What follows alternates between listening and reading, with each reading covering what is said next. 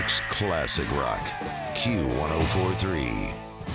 G.E. Smith is with us this morning here at Q104.3.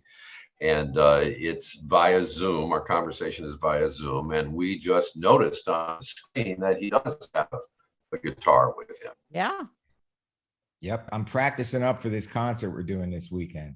We're very excited. Yeah. Now, this is the Special Tunnel to Towers Foundation Never Forget concert at the Northwell Health at Jones Beach Theater. And it begins Saturday night at 7 p.m. Now, this is an incredibly star-studded evening. So if you could explain to our friends what your role is as musical director. Okay, so I'm the musical director, the band leader, like that's a job that I've often done for different things. And it's great for me because I get to hire my friends, some of the best musicians in New York, and we put a really good band together. Paul Schaefer is in the band. I know you would have heard of, but some of the other guys maybe not, but they're all great players. And we're going to be backing up about half of the acts, and then a lot of people like Journey, Steve Miller, John Fogerty, Ann Wilson from Heart. They've brought their own bands. Mm-hmm. But anybody that hasn't brought a band, Wyclef, Jesse Colin Young, two young women, really great singers, Jax and Way McDonald, we're backing them up. So how does that work? At what point do you get to work with them? Because I imagine it's the first time with so many.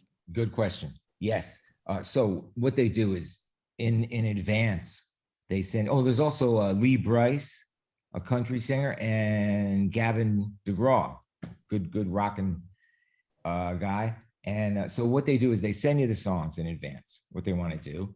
And then me and the guys all study up on them, write ourselves little charts and stuff. Then starting tomorrow over in New Jersey, right across from Manhattan, we're going to be rehearsing. Different people come in different days. And we go through the songs, and there we are. This is something that me and the guys in the band have all been doing for many years. So, it's kind of second nature to us to learn a song very quickly and then jump in behind the person and try to do a good job anyway. Sure sounds stressful, right, Jim? Yeah, well, except that, G.E. was famously musical director of Saturday Night Live for many, many years, which means he had to be prepared for anything. Exactly. And also, I played with Bob Dylan for 4 years, and then you really had to be prepared for anything. And if people would like to see an incredible performance that you participated in, you can find easily online video from the 30th anniversary Bob Dylan celebration at Madison Square Garden, which was a pantheon of Rock and Roll Hall of Famers all together. Everybody from Johnny Cash to Tom Petty, Neil Young, George Harrison. That was fantastic. And you also have a resume that includes years as the guitarist for Hall and Oates. That was like my first big gig, Yeah, working with Daryl and John, fellow Pennsylvanians. Me and Daryl and John were all Pennsylvania guys. And that was really fun because when I started working with them, they had Sarah Smile and Rich Girl, big hits in the mid 70s. And then things kind of slowed down like they do sometimes in the music business. And when I joined the band, I was hired as, I got $200 a week initially, hired as the $100 a week to play guitar and $100 a week to drive one of the station wagons. Mm-hmm. So we were going around in station wagons and playing in joints, But then came a string of huge hits in the 80s. Pretty quickly, it built up to as big as things can get. And is there anyone that intimidated you or where you had a pinch me moment of, oh my God, I'm working with Bob Dylan? Come on, that's Bob Dylan. You guys probably saw the news today that someone has accused Bob of sexually harassing them in 1965. I was around Bob for 4 years. He reveres children. This one, I don't believe. A lot of the ones that we hear, you believe it right away. The women are right. You can tell that they're right. This one, I ain't buying. Sorry. And aside. Well, There was actually, there was, yeah, on Showbiz 411, Roger Friedman pointed out that during the timeline that was given, most of that time, Bob Dylan was either in London or on the West Coast. I No don't way buy staying at the Chelsea Hotel. just knowing him. I'm not saying I knew him greatly or anything, but I was around the guy out on the road, you know. If he had those kind of proclivities, I would have seen it. He does not. He loves kids, you know. He treated his own kids great, any kids that were ever around. When somebody's like that, you see it if you're around him for years, you know. He wasn't like that. He ain't like that. now when you work with Bob Dylan, Mm. uh, I get the impression that every Bob Dylan performance is different from every other Bob You Dylan never know. performance. And I really enjoy that. It's complete seat of the pants. It is for the audience too. It is for the audience too. Absolutely. I almost think it is for Bob too, you know? Really? Oh yeah.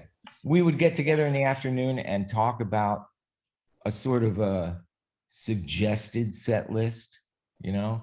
And then we'd go out that night and we might do the first song. You know, we might start with Maggie's Farm, but then the rest of the stuff, he would just start singing something and we would go with him. Me and Tony Garnier and Chris Parker, the drummer, we had worked out some hand signals, and I would stand stage right and just watch Bob's hands, and then I would like signal to them, "Oh, here's where it's going there." You had to be on your toes. You had to be paying attention. It was fun. It's great fun. I learned so much. I learned so many. He taught me great old, you know, folk songs, of which he knows thousands. G.E. Smith is our guest here on Q104.3. He will be the musical director for Saturday night's big show at the Northwell Health at Jones Beach Theater to benefit the Tunnel to Towers Foundation. It's the Never Forget concert. To be a good musical director and band leader, you have to be able to handle just about any genre of music. Pretty And much. on Saturday night, you're going to be working with some artists who encompass a wide variety of the popular music spectrum and make it all sound really, really good. I mean, that to me must be a real exciting challenge. It is a challenge, but you know, I'm an old bar band guitar player. I came up like Jorma Kaukonen always says, we start in the bars, we end in the bars. The only difference is where we go in the middle. And I think that's among many wise things that Jorma has said. That's one of the great ones. Yeah. Since I was a kid, you know, I started playing the guitar when I was a little boy. And ever since I got to be like 11, 12 and started playing in places with bands, I wanted to be a sideman. I wanted to back up good singers. That was what I wanted. I didn't want to be the guy in front. I was too shy for that, you know? I mean, my name's George Smith. I had to make up G.E. Smith to send him out to do the work because George was afraid, you know? Are you self-taught or did you have lessons? Pretty much. Got taught by, you know, listening to records and just playing. Well, you know, sometimes the sideman makes the song. I mean, an example that pops into my mind immediately is Steely Dan's "Reelin' in the Years." What would that song be without Elliot Randall on guitar? Elliot, yep. Elliot played great on that and many other tracks. Sure, and other studio musicians, of course, like the members of the Wrecking Crew in California during the 1960s, and people like Jimmy Page and John Paul Jones in England during that same period of time. I mean, you know, they contributed to so many hits, so many. Lots of sessions. The guy that always really I kind of aspired to be like was James Burton, who played for Elvis Presley, played for Ricky Nelson when that show was on. Everything that James played wasn't just a great lick that caught your ear. It was money. It was a hit. Every note he played. And I got to play with him later on a few times. And it'd be the same way when you were just jamming. Everything he played, you wanted to stop him and go, show me how to do that. I need to learn that right away. GE, I'm just curious because this is the Never Forget concert. Right. Where were you on 9/11? Were you in New York? No, we had a house.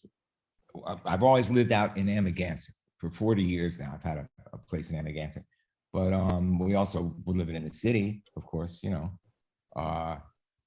And that Tuesday morning when it happened, I was in Amagansett, but then Wednesday evening I went into the city, and I was living on the west side downtown. So I just walked down Greenwich Street to this site and looked at it on a Wednesday night. And the smell of that electrical burn, jet fuel fire thing, that sticks with me. And just the destruction, you know, the vastness of the destruction. And how did you become involved with Tunnel to Towers Foundation? My wife, Taylor Barton, who is producing the segment that me and the band are involved in, she hooked up with them, and I don't know exactly how, but she has, you know, was talking to them from several months ago, and then here we are, you know. And you know, they do such extraordinary work. I know Really that a benefactor has donated to them a large parcel of land in the Tampa, Florida area, where they're going to be able to build an entire neighborhood of homes for our first responders. And of course, the Tunnel to Towers Foundation is the recipient of the proceeds from this concert that takes place on Saturday night. You can still get tickets at livenation.com. And speaking of Amagansett, Yes. is the Snowflake still there? A little ice cream place? You know, the little drive-in ice cream place on Old Montauk Highway. No, I don't think that one is still there. What was it called? It was called the Snowflake, but you see, I haven't been there in 30 years because I remember the Snowflake. No, that's gone. I can't afford it anymore. I hear you. You've had a place out there for years and years and years. Boy, you're lucky you got in when people still could.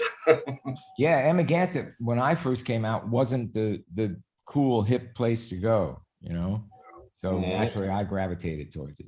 I used to rent a place in Montauk in the summertime to go on vacation, and you looked out the living room window right on the beach and the ocean, and for the week it cost $600. So things have really changed. Wow. Different times. Yeah. Yes, they were. But the Tunnel to Towers Foundation, I know, is very appreciative of the hard work that these artists are doing in order to raise awareness of the work that Tunnel to Towers Foundation does, because ultimately that's what this big concert is about. It's going to be entertaining, it's going to be exciting, it's going to be a real special event, but the idea is to raise awareness of the work of the Tunnel to Towers Foundation. And with people like Steve Miller and John Fogerty and Wilson and the guys at Journey and Wyclef Jean, I mean, these people are participating in this show, and it's really great that so many big stars have been enlisted into the cause.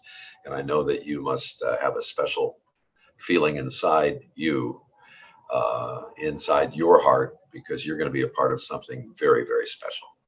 Absolutely. You know, as somebody that lived in New York City for many years, from the 70s up until, you know, quite recently, I lived there and out here.